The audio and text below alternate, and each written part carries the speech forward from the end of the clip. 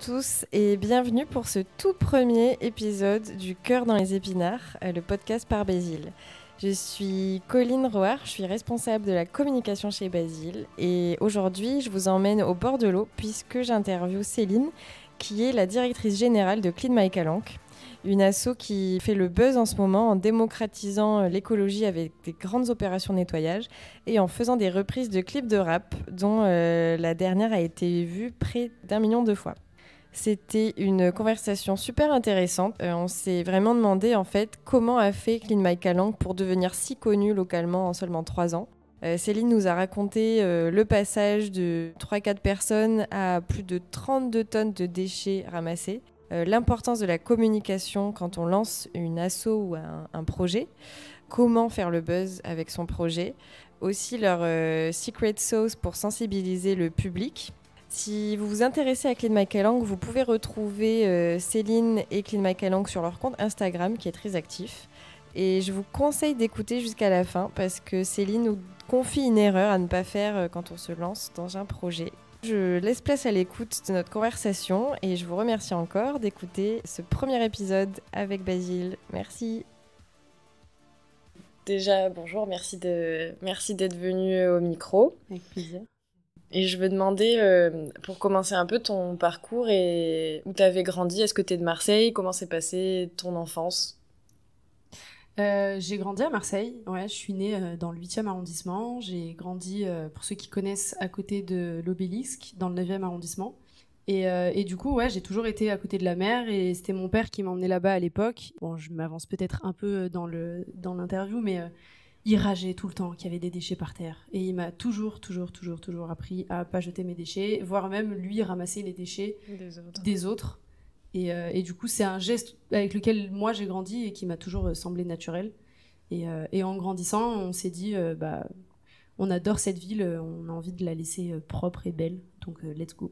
Et du coup, Clean My Calanque. Ouais. Du coup, t'as quel âge là ? 26 ans ? 26 ans, ouais. 26 ans et t'as créé My Calanque quand ? C'est Eric qui a créé Clean My Calanque. Moi, je l'ai juste soutenu à fond dans le projet dès les débuts. Clean My Calanque, ça a été créé en 2017 par Eric, du coup, qui était à l'époque chasseur alpin, donc militaire chasseur alpin. Ils font énormément d'entraînement, notamment en altitude. Et du coup, pour s'entraîner, il allait courir dans les calanques à côté de chez lui. Et ça le rendait fou de voir la beauté du lieu, magnifique, à 2 pas de la mer, et le contraste en fait avec la présence de déchets en tout genre complètement immondes. On a une photo qu'on a imprimée, qu'on montre à chaque stand de sensibilisation qu'on a dans les festivals, qui est l'endroit où il a, pour la première fois, on va dire, vraiment vu des déchets horribles dans un endroit magnifique. Et les gens sont tous tout aussi outrés. Sauf que la petite différence, c'est que du coup, Eric, il en a parlé à sa mère, qui lui a dit arrête de te plaindre, t'es jeune, t'as de l'énergie, t'as des potes, faites quelque chose si vous voulez. Nous, en Arménie, parce qu'il est d'origine arménienne, Eric, nous, en Arménie, c'était complètement normal, une fois tous les mois, de sortir dans la rue entre voisins pour ramasser les déchets de son quartier. Donc, lance le mouvement, fais-le, et tu verras ce que ça donne. Mais ça sert à rien de te plaindre, en fait. Et donc, l'idée est née de là. Merci la maman d'Eric. Merci Lise, big up. Du coup, l'idée est venue de là, et un jour où on allait dans les calanques entre potes, il m'a pris à part, il m'a dit est-ce qu'on ferait pas ça vraiment ? J'en ai marre, viens, on fait un groupe Facebook, je m'en fous. Et on dit à nos potes, venez les randonnées qu'on fait habituellement l'été, on continue de les faire, juste on prend un sac et on met les déchets qu'on trouve dedans, quoi. Comme ça, c'est pas dérangeant pour nous, c'est juste 2-3 squats sur le chemin et on dépollue un petit peu au fur et à mesure. Et l'idée est née de là, donc on a juste créé une page Facebook toute pourrie où il y avait genre 10 de nos potes dessus. Donc ça a commencé avec une page Facebook. Ça a commencé avec une page Facebook, ouais, où juste il y avait nos potes. Je sais même pas si c'était pas un groupe à l'époque et que ça s'est transformé en page après, je me souviens plus. Mais ça a commencé là-dedans et lui à l'époque, maintenant ça va beaucoup mieux, bravo, il gérait pas du tout les réseaux sociaux et moi j'aimais bien et je m'y connaissais un peu, je démarrais mes études dans la com, donc c'était vers ça que je tendais dans mon milieu professionnel, dans ma carrière. Et du coup, je lui ai dit, écoute, moi, je te gère, si tu veux, la partie com. Je fais les photos, je les poste, je les cadre bien, je les rembelle et tout. Et toi, tu t'occupes de mobiliser les gens, mobiliser tes potes, faire un peu la figure de proue du truc. Et moi, je te fais un peu tout ce qui est dans l'ombre, quoi. Et on est parti comme ça.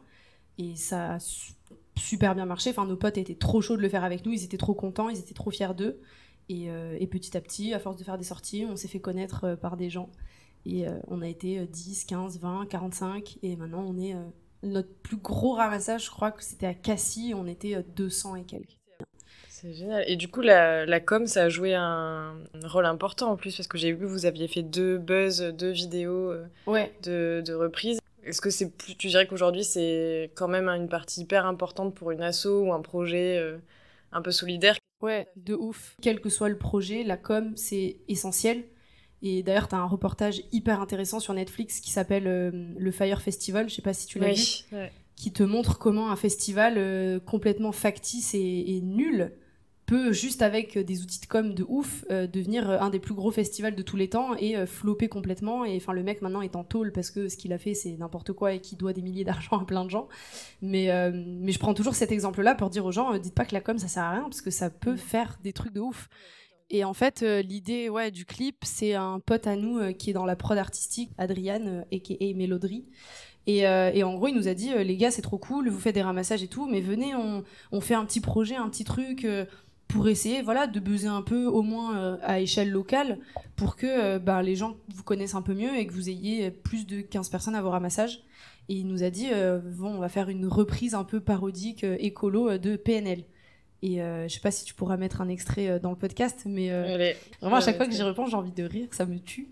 Le clip est trop bien fait, enfin mes potes l'ont fait à l'arrache, on n'avait pas le droit de faire des plans drone dans les calanques, ils étaient debout sur une moto à filmer pendant que la moto elle roulait, enfin bref, ils ont vraiment fait ça avec 0 budget, et le truc a trop bien marché. On a été partagé par M6, on est passé sur France 3 à PACA, on est passé sur la Provence, ça nous a beaucoup boosté. Et c'est suite à ce clip-là qu'au prochain ramassage qu'on a fait, en décembre, on a eu 45 personnes qu'on connaissait pas, alors que d'habitude on était qu'entre potes. Et c'est là où on s'est dit, ok, il y a un truc à faire, ça plaît aux gens. Et non seulement la com que moi je vais pouvoir faire sur les réseaux, elle est hyper importante, parce qu'en fait c'est vraiment du reporting de tout ce qu'on fait. T'as plein d'assos qui font ce qu'on fait, mais qui pensent pas à autant le mettre en avant. Enfin, moi, je suis pénible, hein. À chaque fois, je vais voir les gens, ils viennent de faire un truc trop stylé devant moi, et je leur dis, attends, tu peux le refaire. Et ça peut paraître nul, parce que, meuf, tu casses la spontanéité et tout. Et tu fais, non, mais c'est trop important de faire ça, parce que, en fait, tu peux pas rater certaines choses qui vont rendre le truc sexy, que les gens vont se dire, waouh, ok, genre, un mec qui va sortir d'une grotte dans les calanques, 40 bouteilles en verre. C'est visuel, ça parle, les gens ils se rendent pas compte. Et là, les gens ils se rendent compte, oh, ok, il y avait tout ça. Et là, la com que moi je fais, elle est hyper importante, mais elle est pas du tout suffisante. Et l'idée de génie qu'a eu Adrienne avec le clip, c'est qu'on a réussi à toucher des gens à travers ce média-là qui n'étaient pas du tout touchés par l'écologie à la base, parce que c'est un clip de rap. Donc ils sont allés le voir plus en mode c'est une parodie d'un clip de rap et les paroles sont plutôt cool. Et c'est de là aussi que sont parties les sensibilisations dans les écoles. C'est qu'on a des maîtresses qui sont venues nous contacter sur les réseaux pour nous dire « Mes élèves ont vu votre clip, ils en parlent, c'est ouf, venez en parler dans les écoles. » Et nous, on a un moyen de les intéresser avec l'écologie qui n'est pas pénible et au contraire qui les touche avec un truc que tout le monde aime à Marseille, le rap, quoi. Et donc, coup de génie sur ce coup-là, c'était en novembre 2017. Ensuite, se sont suivis 2-3 ans de ramassage plus ou moins réguliers, sachant qu'entre-temps, il y a eu le Covid. Donc on n'a pas pu malheureusement faire trop de ramassage. Par contre, on s'est dit, les gars, là en ce moment c'est calme, on fait rien. On va faire un deuxième clip. Mais par contre, on s'est dit, le jour où on le sort, on fait un truc énervé. Et à l'époque, on avait eu la chance, justement au premier ramassage à Cassis, de rencontrer un mec qui s'appelle Evan de Souza, qui est un photographe cassidin passionné par sa région. Enfin bref, le mec est un grand malade, mais d'amour. Et trop cool. Et il nous a permis de rencontrer J.C. Pierry, qui est un réalisateur marseillais très connu dans le milieu, et qui nous a proposé de nous faire le clip gratuitement. Donc c'est pour ça que le clip est aussi quali, c'est que c'est un mec professionnel qui nous l'a fait gratos. Le stade Vélodrome nous ont offert les accès au stade, alors normalement ça coûte 5 000 €.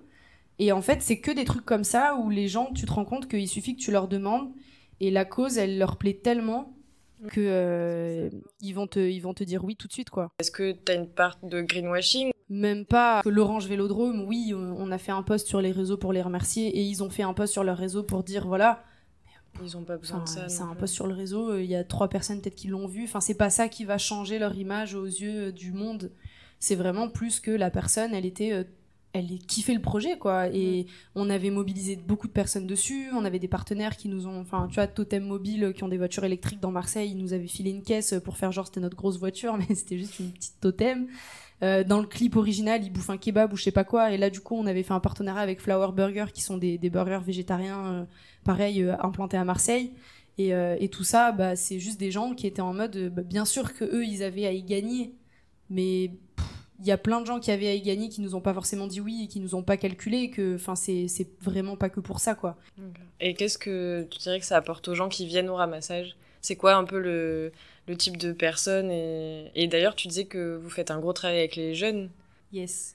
Du coup, comme je te disais, suite au premier clip qu'on a fait, on a été contacté par plein de maîtresses, de maîtres d'école qui voulaient qu'on vienne intervenir dans leur classe. Et à force, forcément, on a communiqué dessus dans nos stories et sur nos réseaux. Donc, il y a encore plus de profs qui ont vu qu'on faisait ça. Il y a eu une période où Eric, il avait 3 sensibilisations en école par semaine. Je crois qu'on en est à plus de 2000 enfants sensibilisés en seulement 2 ans, parce qu'on a commencé plus tard à faire les sensi en école. Bravo, c'est trop cool. Et ouais, c'est trop cool. Et en plus de ça, Eric, il adore, il se régale. Enfin, vraiment, sur le coup, il adore être avec les enfants. Enfin, son truc préféré, c'est quand les enfants n'en ont rien à faire de l'écologie. Il est là en mode, ok, toi, viens, on va parler. C'est un défi. Parce qu'en fait, c'est un défi pour lui. Il sait qu'avec ces gamins-là, il y a un taf à faire. Un gamin qui est déjà sensibilisé, c'est trop cool. Tu lui dis bravo, trop bien. C'est déjà gagné, en fait. Lui, ce qu'il kiffe, c'est le challenge. Et c'est de se dire, toi, pour le coup, si j'arrive maintenant à te switcher, ne serait-ce qu'un tout petit peu, ma sensibilisation aura eu un impact sur ta vie, à court, moyen, long terme, peu importe. Mais une sensi par-ci, une sensi par-là. Ah, on a fait un deuxième clip. On a eu la chance de faire une vidéo avec l'influenceur Michou. On a fait une vidéo avec Enjoy Phoenix. On a fait des vidéos avec des influenceurs qui sont relativement connus. Il y en a d'autres qui arrivent dans les mois à venir. Et c'est une petite graine, c'est une petite graine, c'est une petite graine. Au bout de la 8e graine, peut-être que le gamin, il sera en mode c'est pas si pourri que ça, l'écologie, si tous mes influenceurs préférés, ils font des vidéos avec eux. Et pour répondre à ton autre question, sur les publics qu'on a, on a de tout. On a des jeunes, on a des moins jeunes. Notre record, je crois que c'est 6 mois et 88 ans. Alors là, c'est pas un malheureusement, mais c'est les gens qui viennent à nos ramassages, forcément, sont des gens qui sont déjà sensibilisés. Mais par contre, on remarque que les gens sont de plus en plus nombreux à venir. Il y en a qui disent moi, j'avais jamais fait de ramassage, mais j'ai vu sur votre page, ça a l'air d'être bon délire, d'être bonne ambiance, donc je me suis dit que j'avais envie un peu de m'investir, donc pourquoi pas. Et ça, c'est quelque chose qu'on retrouve de manière de plus en plus récurrente, et ça fait juste trop plaisir. La plupart du temps, les gens qui viennent ramasser chez nous aussi, c'est pas des Marseillais. Ah, ça c'est... Hop.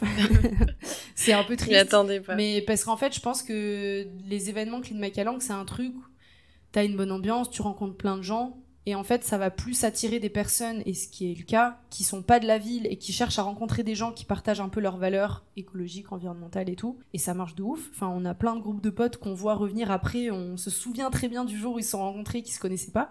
On a un couple qui s'est créé. Je suis trop fière.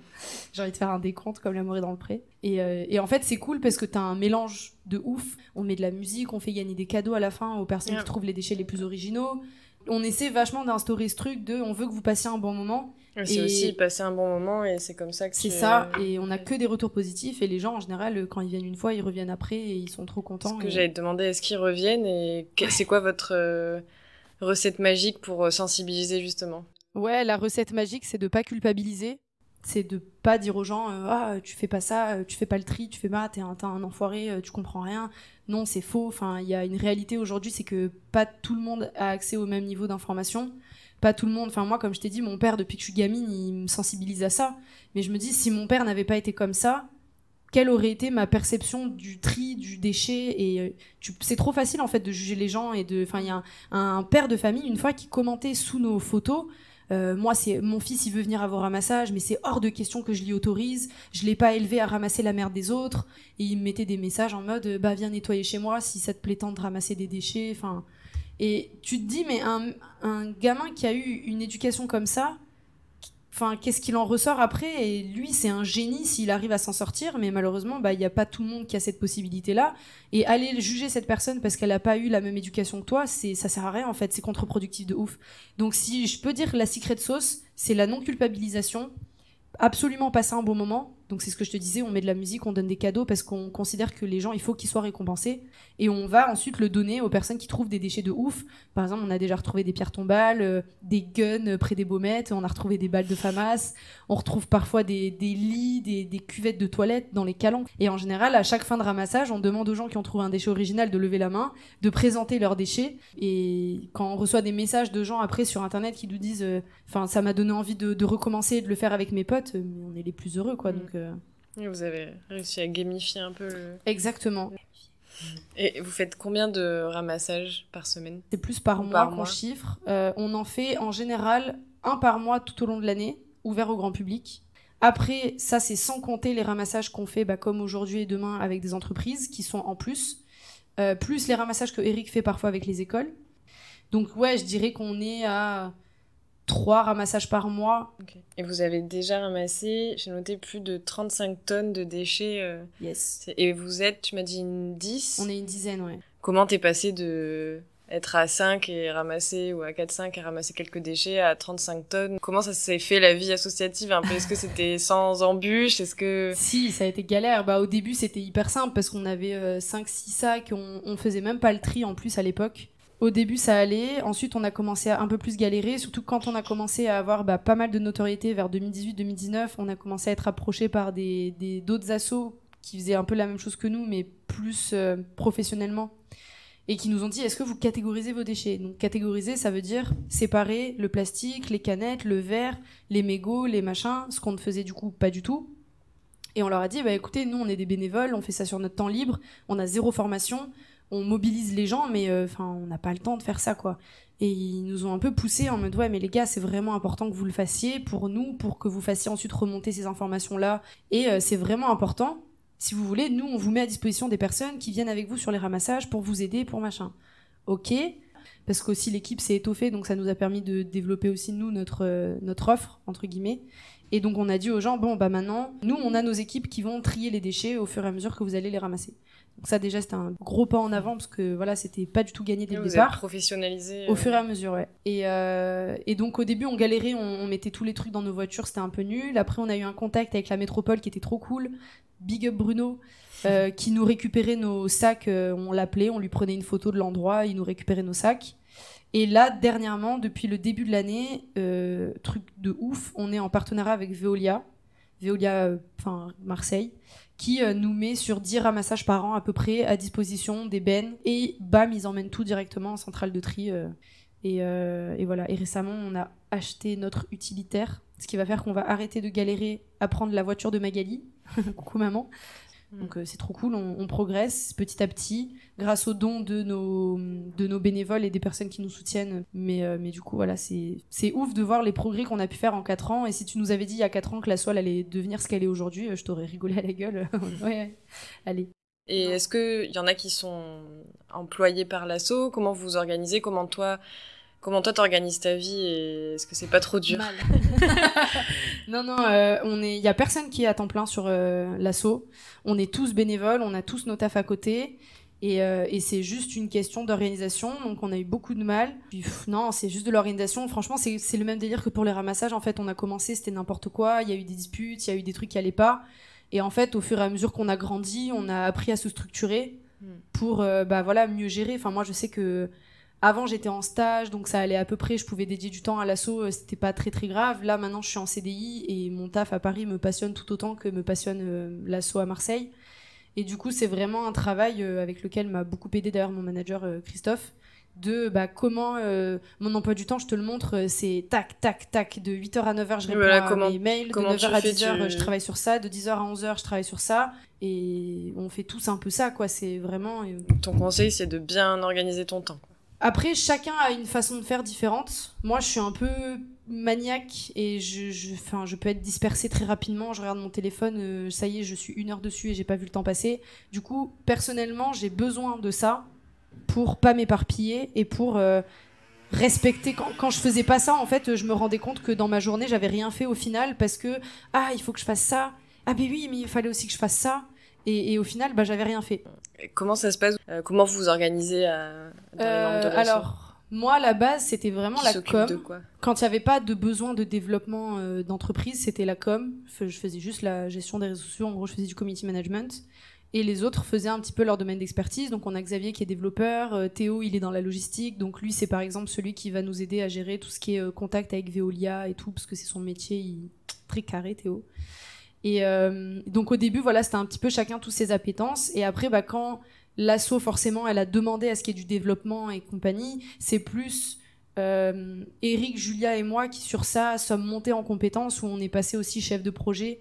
Enfin, moi, j'ai développé des compétences que j'avais pas. Rien que d'organiser un événement à 150 personnes, mine de rien, ça demande de contacter des partenaires pour savoir qui est prêt à fournir à boire, à manger ou des cadeaux le jour de l'événement. Ça demande de prévenir les bénévoles avant, donc avec un envoi de mailing, j'en sais rien, des relances régulières. Ça demande de penser à tout le jour J, à pas oublier les pinces, les gants, donc il faut se faire des listes. Et en fait, ça nous a tous un peu formés à des choses auxquelles on n'était pas formés avant. Et moi, maintenant, je fais du partenariat. Je détestais avant passer à la télé ou des trucs comme ça. À un moment donné, il faut bien un peu se forcer pour parler du projet. C'est hyper important. Donc, j'ai appris à arrêter d'être... Enfin, là, le podcast, je suis hyper à l'aise. Il y a 3 ans, j'aurais été comme ça, en panique, à me transpirer dessus. Alors que c'est le podcast le plus connu en France. Donc, je comprends pas que tu sois aussi détendu. Mais ça enchaîne parfaitement avec ma question d'après.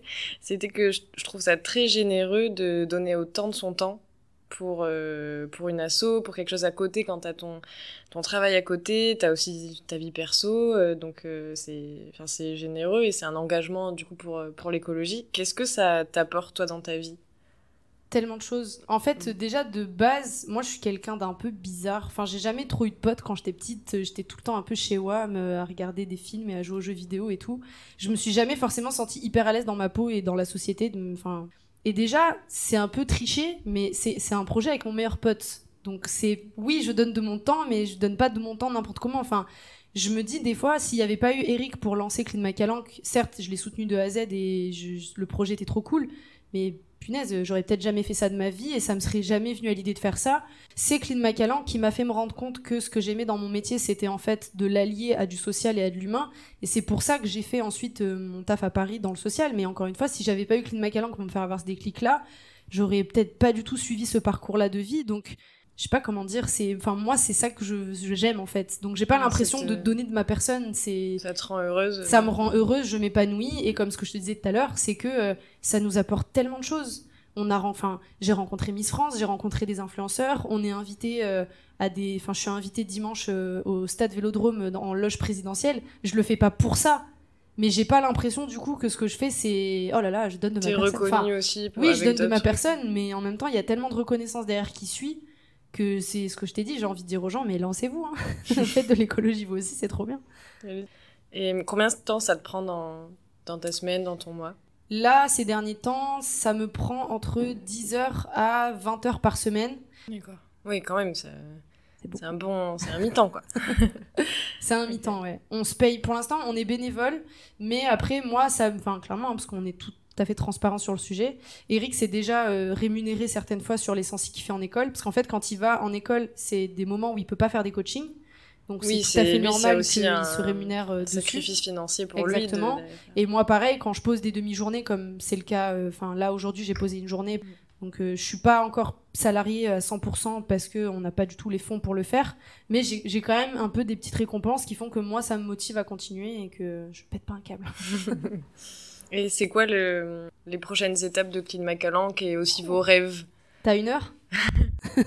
Projet court terme, on a déjà fait un ramassage Harry Potter qui a hyper bien marché où en fait les gens devaient trouver des Horcruxes, donc bref. Et on était à l'époque, on est toujours, hein, mais à ce moment-là on était en partenariat avec Quetch et toutes les personnes qui arrivaient à trouver un objet d'Harry Potter gagnaient une gourde Quetch. Et on avait fait un gros ramassage où on avait le petit frère d'Eric qui était déguisé en Hagrid.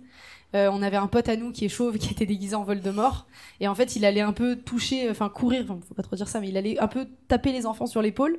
Ils étaient prisonniers de la prison d'Azkaban, qui était gardée par Hagrid. Me demandez pas, ça n'a aucun sens si vous aimez l'univers d'Harry Potter, mais on a fait avec ce qu'on avait. Et ils devaient répondre à une question sur l'environnement pour sortir de la prison.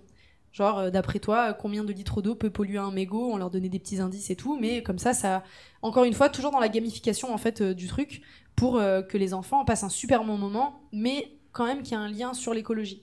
Et en fait, on voudrait le refaire, mais cette fois-ci 3 fois plus gros, avec des influenceurs qu'on a rencontrés un petit peu au cours des années qui sont trop chauds de participer pour faire des rôles clés de Harry Potter, genre Maxime Muscat qui ressemble un peu à l'oncle de Harry. Enfin voilà, ça c'est petit projet là. Tellement de projets. L'application mobile, du coup, dont je t'ai parlé, qu'on veut développer, mais ça c'est un gros budget. Là hier j'ai eu un point justement avec nos équipes et c'est 30 000 € à développer. Mais on a vraiment à cœur de faire ce truc-là. Et que au-delà d'être une application qui permette aux gens de répertorier les points sales dans la ville de Marseille et tout, on puisse aussi sur le long terme répertorier des partenaires. Par exemple, pour Noël, j'ai envie d'acheter des cadeaux, mais j'ai envie que ce soit éthique, je sais pas trop où aller. Nous, à Marseille, on te propose lui qui fait des ceintures en pneus recyclés, on te propose lui qui fait des savons responsables, etc., etc.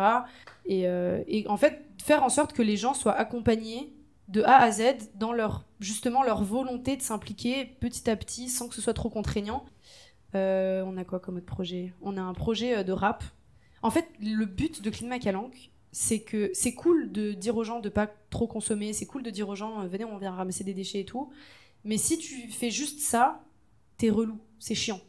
Notre but c'est de s'ancrer tellement dans la culture locale que les gens en fait ce soit naturel pour eux de le faire. C'est ce qu'on a essayé de faire avec le clip, du coup la reprise de Bande Organisée, c'est comment on parle d'écologie sans être un gros relou et en touchant des publics qui de base seraient pas trop intéressés par l'écologie. Et ça, petit à petit, on espère que en fait, déjà, je sais pas moi, dans 5 ans, quand tu dis Clean Macalanque à un Marseillais, ils te disent ouais je connais, et que en plus de connaître, ils respectent ce qu'on fait et que du coup, il va peut-être avoir des gestes plus responsables, il va peut-être empêcher son pote de jeter un truc par terre parce qu'il va dire mais gros, t'es sérieux, ça fait 5 ans. C'est toi qui le ramasses le week-end prochain. C'est pas ce qu'ils font, ils ramassent à chaque fois tes merdes. Et ouais, le but, c'est de vraiment faire partie de la scène locale, mais pas forcément que sur l'écologie. On voudrait travailler avec des artistes, on voudrait faire une exposition au Mucem, parce qu'on a des déchets de ouf. Des fois, il y a des photos qui sont trop belles, c'est triste, mais j'ai des photos dans mon téléphone, magnifiques, avec des déchets qui sont posés de manière un peu artistique et tout. Et tu te dis, mais il y a trop une expo à faire au Mucem. Ça fait 2 fois que je leur ai écrit des mails, ils me répondent pas. Répondez-moi le Mucem. En plus, vous devez avoir des histoires aussi, de trouver des trucs improbables. On a trouvé des trucs improbables, on a trouvé, je t'ai dit, oui, une pierre tombale, c'est on fou, a trouvé près des Baumettes, on a trouvé des armes à feu, des guns qu'on a direct donné à la police. Hein. On a trouvé une fois des lettres d'amour, des bouts de papier, on les a ouverts, c'était des lettres d'amour, c'était trop beau, c'était triste, mais c'était original de ouf, quoi. La personne a eu un cadeau. On a trouvé des lits, on a trouvé des cuvettes de toilettes, on a trouvé... En fait, le problème avec les calanques aussi, c'est que c'est des décharges un peu à ciel ouvert. Et justement, je me demandais, les pouvoirs publics, vous faites un peu leur travail quand même. Est-ce qu'il y a... Comment ça se passe? Oui et non, parce que dans les calanques, techniquement, t'as pas de poubelles et autres, parce que t'es pas censé venir jeter tes déchets. Tu vas pas envoyer un mec à Sugiton faire 45 minutes de marche pour ramasser ton sachet poubelle. Donc tu peux pas faire des rondes dans les calanques de mecs de la ville, quoi. Donc non, c'est aux gens à se responsabiliser et à pas jeter là-bas. Et les gens se plaignent, oui mais il y a pas de poubelle dans les calanques. Mais gros, tu vas dans la forêt, t'as des poubelles, tu veux qu'il aille le récupérer comment, l'employé de la mairie, le truc, enfin ça a pas de sens, tu vois. Et après, ce qu'on ramasse dans les rues, oui, tu pourrais dire que c'est au travail de la mairie. Après là, c'est un grand débat très compliqué. Nous, on a des potes cantonniers qui nous racontaient que des fois, ils se faisaient clairement baisser leur salaire parce qu'en fait, ils doivent nettoyer une rue. S'ils la nettoient pas, parfois c'est retiré de leur paye en fait parce qu'ils n'ont pas fait leur boulot. Il y a un gros travail à faire dans toutes les instances, que ce soit chez les citoyens, à la mairie, pour justement sensibiliser un peu tout ça. Mais ça prend du temps. Il faut prendre les gens doucement. Ok. Et on va passer un peu au Basile question. Est-ce qu'il y a un outil que tu utilises au quotidien et que tu conseillerais? Mon calendrier Outlook. C'est vrai. Très bien, bien organiser son temps, le calendrier. Ouais, c'est hyper important. C'est noté. Est-ce que tu peux nous partager une erreur ou une grande difficulté que tu as rencontrée avec Clean Macalanque? Ça va être un peu répétitif du coup, mais c'est vraiment la gestion de son temps. En fait, t'as cette espèce d'impression de burn-out que tu vas craquer parce que t'as trop de trucs, t'as trop d'appels, t'as trop de machins et t'arrives pas à... Enfin, c'est aussi savoir dire non à certains trucs quand des gens t'appellent, de dire bah écoutez, là je suis pas disponible, on se rappelle la semaine prochaine. Et en fait, c'est vraiment 90% d'un truc quand on entreprend, c'est organiser son temps pour pas péter un câble.